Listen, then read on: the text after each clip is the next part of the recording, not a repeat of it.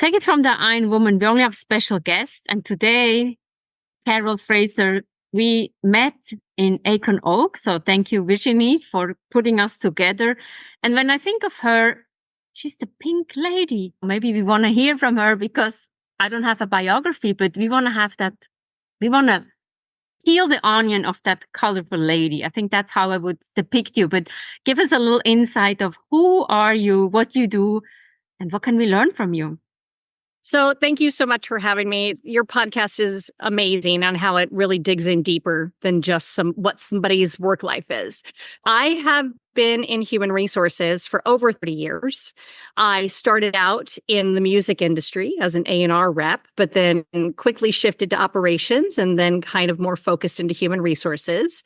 I've had a consulting business off and on for over 24 years. I've worked with all different kinds of clients doing all different portions of human resources.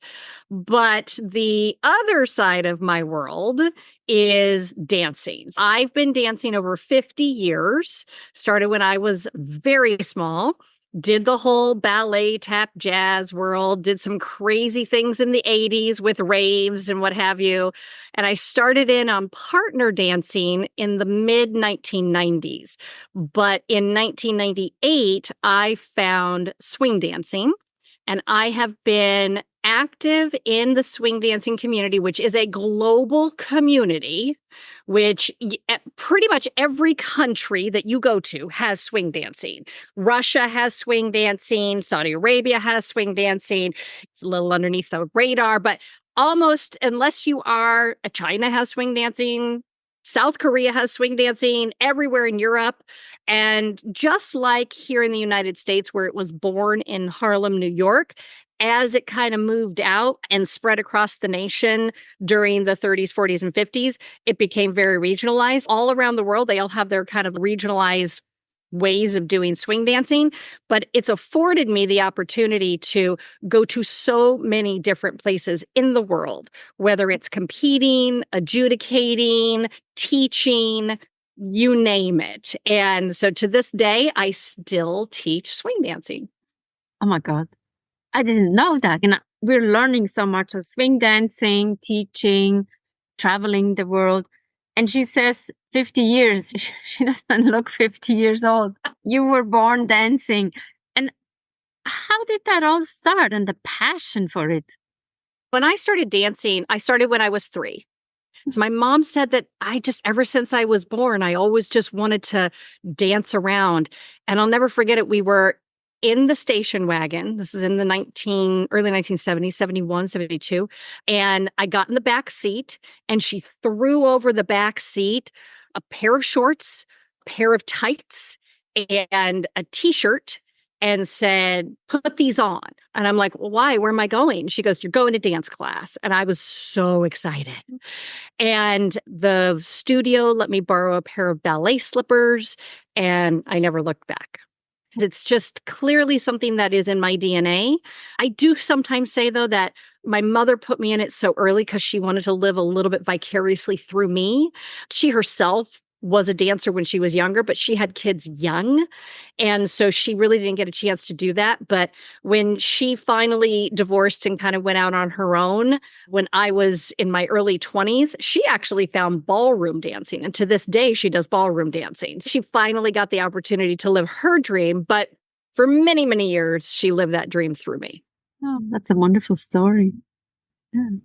And tell us a little bit, so the teaching of swing dancing, who is the audience and where do you meet? It varies. There's not a lot of younger kids in swing dancing. In the ballroom community, they kind of start them young. It's very regimented and you learn a specific curriculum and you could start in as young as 5 years old. Swing dancing historically was a street dance in New York. Mm-hmm. And so think of like hip hop for our day. This was the hip hop of their day. And like any good rebellious teenager, it really grew out of trying to do something different than what their parents were doing. And so when we think about the age groups that do it, it could be as young as teenagers. We definitely have people who we call juniors in the community, which are under 18, but it's not a huge population. The vast majority, we say, are usually between 18 and 80. And we are not kidding. I actually just had a couple about April this year. Both of them were in their late 70s, had never done actually swing dancing, which is rare for someone of that generation because they were taught that in high schools usually. But they had a gift certificate that their daughter got them for 5 lessons. She was dead set on learning it. He was a reluctant, amazing leader because when given the opportunity to truly take charge, he did a great job. But sometimes it's hard to get the follow because women do tend to more naturally pick up movement than men. And so sometimes they're always what we call back leading. They're telling them what to do. If you just give him enough room, he'll figure it out. Right now, I have about 20 couples or individuals that take private lessons. And then we have group lessons every other month, monthly, depends on the season. And that could be anywhere between 20 people to 100 people in a room. And in New York, where I'm located, there are lots of people who are teaching this. I teach it really close to home, but I used to teach in New York City for about 13 years until the studio closed down.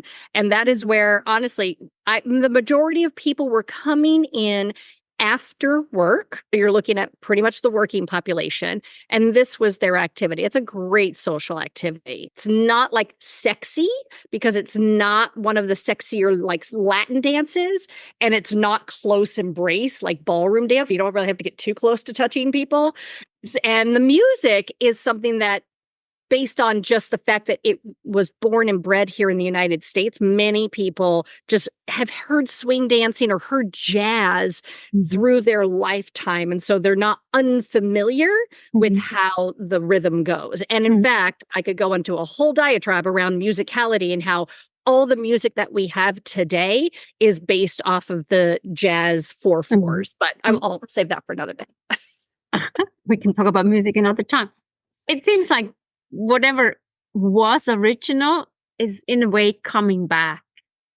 We've seen seen the music. It seems like we've seen it. If you think about from the 30s, 40s, 50s, and then the 60s and 70s, it kind of changed and then came back in the 80s. And then it went a little bit low in the early 90s and it came back. The music kind of cycles through. And therefore, the dance is always able to stay alive. Yeah. And the traveling, which places have you gone to? And tell us some highlights.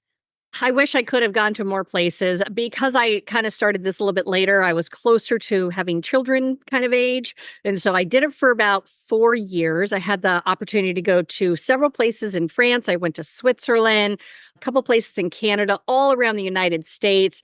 I went down to Latin America. The problem is that's not for very long. So it's not vacation. It's like you get flown in, you teach, you perform, you adjudicate, then you go home. One of the most memorable ones was when I was teaching in Montpellier, France, because it's just so beautiful. And at the time, there was only about a handful of us who were even able to travel internationally. I mean, a lot of people were doing this just as a hobby. I had the benefit. I had the fortune to have a husband who had a very good paying job and allowed me to live out my dreams for 3 years of doing nothing but dancing and traveling. So when I went to Montpellier, I went with one of my longtime dance partners, and he doesn't speak French at all. And I used to speak fluent French. I'm a little rusty, but by the time I was there for about 24 hours, I picked the whole thing back up. It was really fun because I got to work on my French. I got to dance. I got to meet a lot of great people. I'm very proud to say that many of those people who took the classes are now full-time international champion and instructors. I was just there to help them move them along to the next thing. So I love seeing the fruits of my labor actually make somebody else into a rock star. Wow, very cool. And tell us a bit about adjudicating. You're a juror for people who are performing. How do you get into that?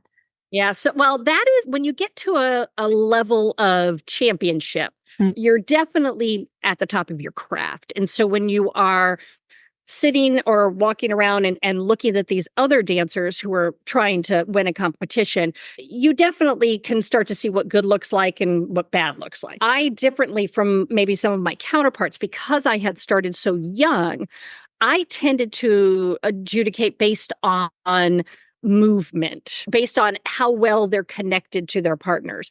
The typical thing that we're usually judging on is timing, teamwork, and technique. The timing is usually how well are they together as well as to the music. The teamwork is, are they listening to each other? They're not verbally talking, but are they feeling one another, and are they able to move and play off of each other? And then the technique is somebody actually connected to their body? Is their frame there? Can they modulate whatever that frame looks like based on how their leader or the follow is moving?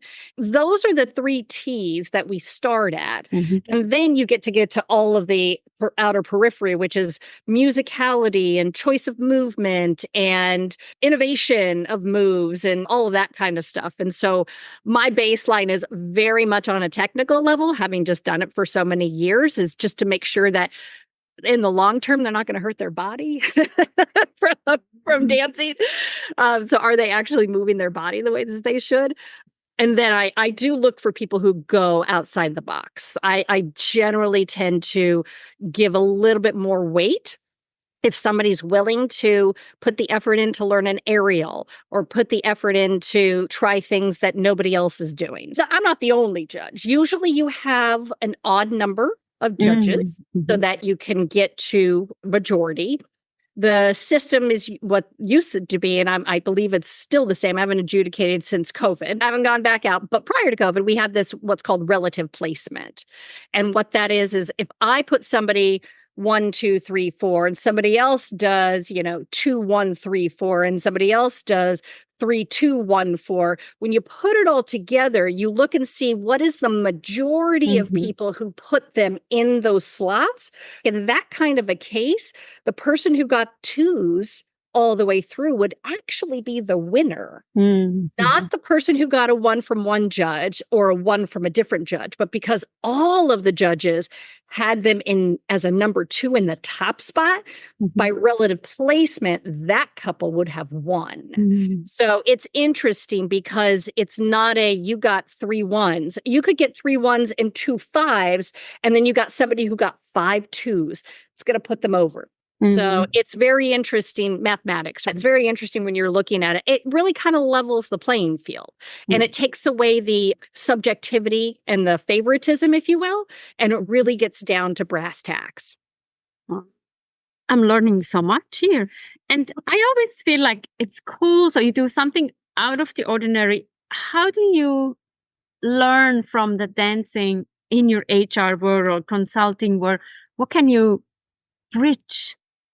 There's a lot that bridges. There's one of the best things is in human resources, our roles are kind of embedded coaches. We're embedded trainers. And so when you are teaching a class or performing or talking one-on-one with a private lesson, you lean into a lot of the similar skills. So the communications, the ability to use your emotional intelligence to see how, your concepts are landing, being able to have people step outside of the norm and go to a scary place. Those kinds of things that we do in dancing are easily translatable into what we do as human resources professionals.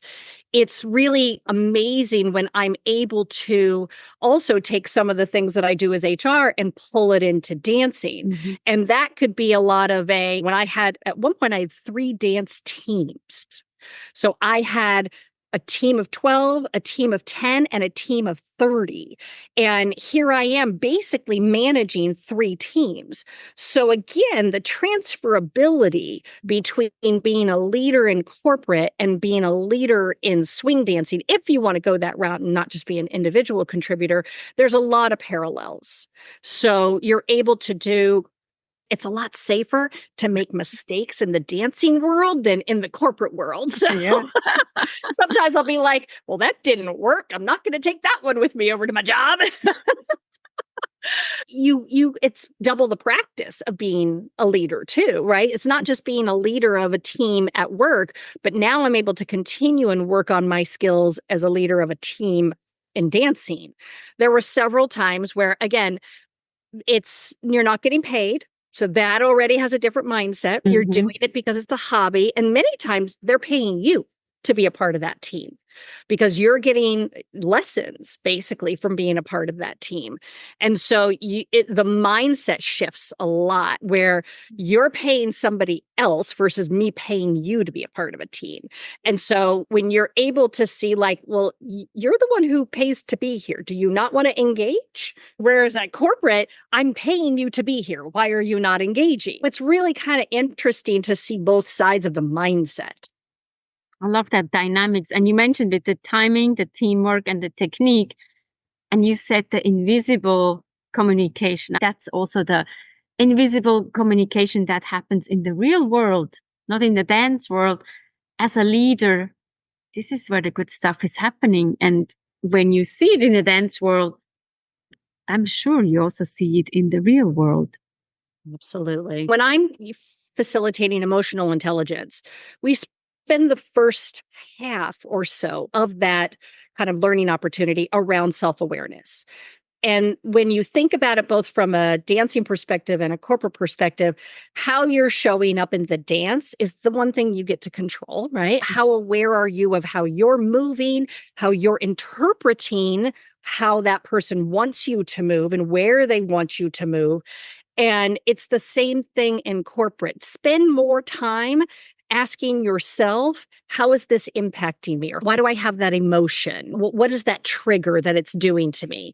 There are too many times in dance where I will miss a cue when I'm dancing and I'll get excited and go, ooh, do that again. Like I missed it the first time, do it again. And yet we don't have that joie de vivre over in corporate where, oh my God, I messed up. I want to do it again. Instead, unfortunately, cultures too often are disciplining based on the mistake, as opposed to in trying to build a culture that says, no, make mistakes. Let's try it again. And that's something that a lot of times I try. It's a little harder wall to climb, but I try to bring that concept to the corporate world because we all know that we get better through failure, not through success. And if we can find a way to get excited about a failure, as long as it's not monumental and the entire factory burns down, if we can get excited from a failure and fail with little things more often, like again, I had a great 3.5-minute dance, missed a move, one move. And so I'm like, ooh, do it again. I want to get it right this time. It's those moments where it's like, you've got a 3-month plan.